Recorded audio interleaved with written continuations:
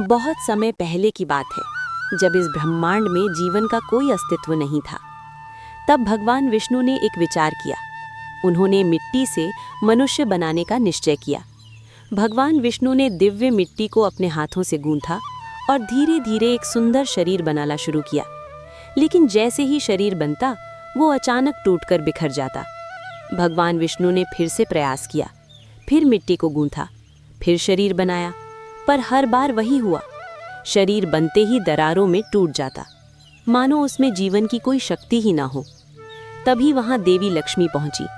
उन्होंने ये दृश्य देखा और आश्चर्य से पूछा, प्रभु, ये शरीर बार बार टूट क्यों रहा है? भगवान विष्णु मुस्कुराए और बोले, क्योंकि इसमें अभी जीवन की शक्तियां नहीं हैं। मनुष्य को बनाने के लिए केवल मिट्टी पर्याप्त नहीं है, उसमें सभी देवताओं की शक्तियां समानी होंगी। और उसी क्षण भगवान विष्णु ने सभी देवताओं को बुलाया।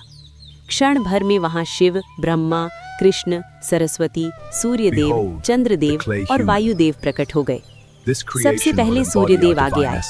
उन्होंने अपनी तेजस्वी किरणें उस मनुष्य की आंखों में प्रवाहित की और उसे देखने की शक्ति मिल गई। फिर चंद्रदेव ने अपनी शीतल चांदनी से उसके मस्तिष्क को स्पर्श किया और उसे शांत मन प्रदान किया। इसके बाद वायुदेव आगे बढ़े।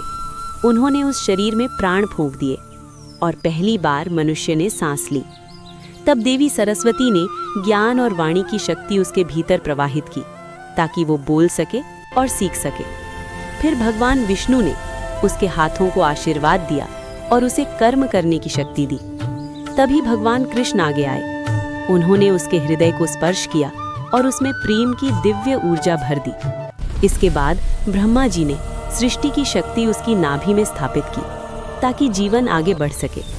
और अंत में भगवान शिव ने अपनी दिव्य शक्ति से उस शरीर को स्थिर और पूर्ण बना दिया और उसी क्षण वो मिट्टी का शरीर जीवित मनुष्य बन गया। तब भगवान विष्णु ने कहा, मनुष्य केवल मिट्टी से नहीं बना, उसमें सभी देवताओं की शक्तियां समाई हैं। इसीलिए मनुष्य केवल एक शरीर नहीं, बल्कि स्वयं एक चलता फिरता ब्रह्मांड है। अगर आपको मेरा वीडियो अच्छा लगा तो प्लीज लाइक और सब्सक्राइब करना मत भूलना।